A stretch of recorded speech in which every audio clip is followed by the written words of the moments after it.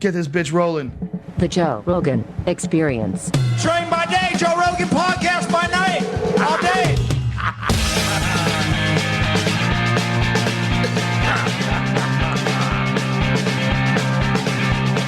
There's planets where life forms could have developed in a much more stable environment where they don't get hit by asteroids, and they get to not just like where we are, which is like 1 million years of evolution from the lower primates, but like 300 million years. Like, what if they just stay alive and they just continue to advance to the point where they're literally like gods? They can travel through black holes. They can transcend space and time. They can instantaneously appear in any spot in the universe they want to. The question would be, like, would they want us to know about them yet? See, or even crazier than that. I remember when we were in London, I was talking to Graham Hancock. Yeah, Graham Hancock. How great was that dinner? Oh, it was awesome. Graham Hancock and Guy Ritchie. Yeah, because I remember when he first started telling me about his theory, it was almost like he expected me to be like, shut your stupid ass. Like, he expected me to react completely negative. Right. And he was shocked that I was like listening. And I'm like, no, I want to hear what you got to say. I don't know shit. Well, right? His theory is based on asteroidal impacts. Yeah, well, his combined with Randall Carlson's. Yeah, he said he thinks that there may have already been a more developed human species that got wiped out, and they could have sent someone to another place. It's totally possible that it's anyone who can build the pyramids could build anything.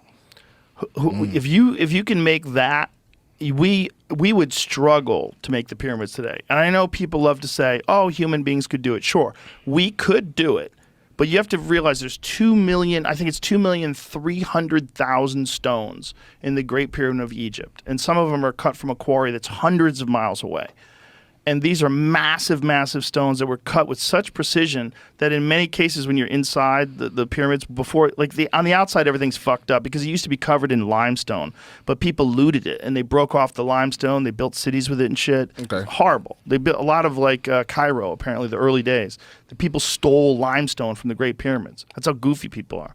So that's all rough and fucked up on the outside, but it didn't used to be like that. It used to be flat and smooth, to the point where it was probably polished and reflective. Like, they don't know exactly what it looked like, but they know that the precision inside, in some of the areas, like where you look at the stones, you can't even get a razor blade in between those rocks.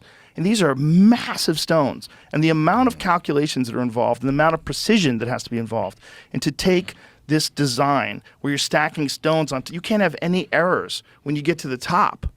You have so many stones, a millimeter here, a millimeter there. You get to the top, you're all fucked up. But do you think that Neil's skepticism comes from, because the other side of it is the speed of light, because that's the big, huge barrier, right? Is it's like for us to be visited by an alien species, they would have had to have figured out a way to get around that, either to go faster than the speed of light, or to have some kind of workaround, like warp bubbles or whatever the fuck that we. I think that's more likely it. Yeah, because I think the way we're thinking about it is very archaic. The fire comes out the back. I think we're thinking about it like a catapult. Like back when they had a catapult, like, this is the shit, bro. I got the new catapult. It's like the staccato 390 catapult with the fucking cut the ropes and that fucking rock goes flying. That was as good as anybody. No one ever thought like missiles would come out of jets.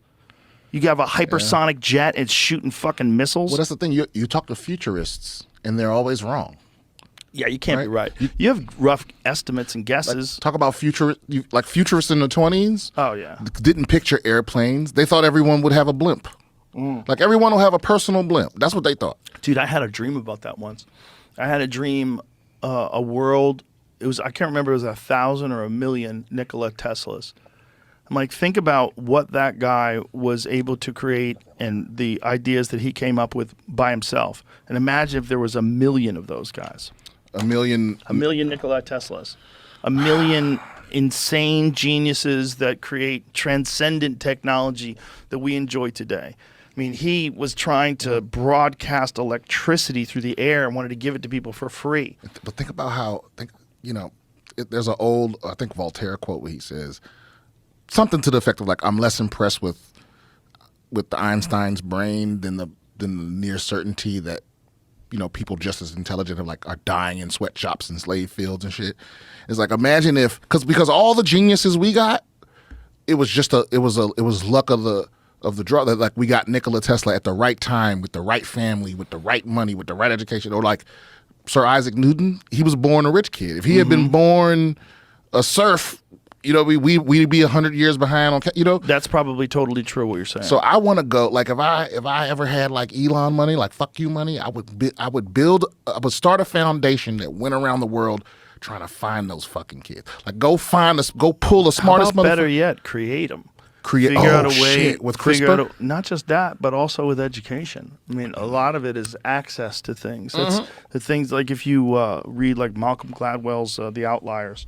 One of the things that he'll talk about with like certain incredible success stories, it's like the access that they had to all these different things that could help them. Yeah. Like Bill Gates, like he had access to the computers at the university when he was a kid and learned how to code like very early on. Yeah, that's why he was involved in it super early on. I hate all these motherfuckers that act like, all of these tech people try to act like, oh, we started in the garage.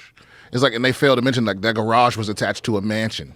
It's like, yeah, but it's still impressive. It's impressive to if you think of like what Apple is, that it actually did start in a garage. Like Amazon, you ever seen the desk that Jeff Bezos used to have? Oh yeah, and he had it on Amazon written on like white paper. Yeah, it was like a one of them vinyl signs. But yeah, but you know what? His parents still loaned him like $250,000. It's like that's true. So it's like, is that true? Yeah, $250,000. I don't know exactly how much it was, but it was over that. It was that.